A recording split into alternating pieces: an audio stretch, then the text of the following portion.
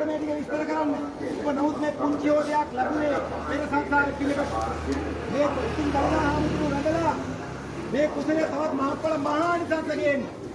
අර තමන්ට වාසනාව ලැබෙන්නේ පෙරපිනකට. මාව ඔබට හම්බුනේ පෙරපිනකට. පැහැදිලිද? ඒ නිසා මට වැඩි විස්තර කරන්න යන්න බෑ. ඔබගේ ජීවිතයේ ඔබගේ තමන්ගේ ජීවිතයේ තමන්ගේ නිවන ලබා ගන්න මම මෙන්න මේ දේ කියනවා.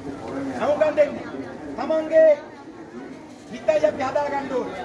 හිත හැම කෙනෙක්ගේම බාහිර කය අපි හැම කෙනෙකුටම පේනවා. නමුත් හිත පේන්නේ නැහැ. ඔබගේ හිතේ ඒ තරම් මොනවද තියෙන්නේ?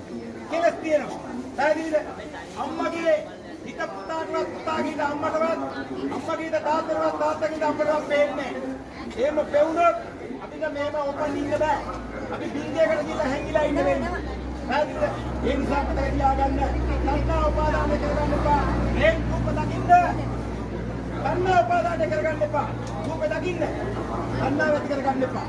පැහැදිලිද? කලින් සද්ධාහන්න වෙන්න වගේම සංකා වැති කරගන්න එපා. ඒ වගේම නාසයෙන් ගඳ දුන ගන්න සංකා වැති කරගන්න එපා. දිවෙන් රස බලන්න සංකා වැති කරගන්න එපා. භවය නැති කරන්නේ මේ ඔබට කියන්නේ. පැහැදිලිද? ශරීරයෙන් ස්පර්ශය ගන්න සංකා උපාදාන නැති කරගන්න එපා. පැහැදිලිද? මනසේ මේවයි සිටිවිලි අල්ලගන්න සංකා උපාදාන කරගන්න එපා. හරි.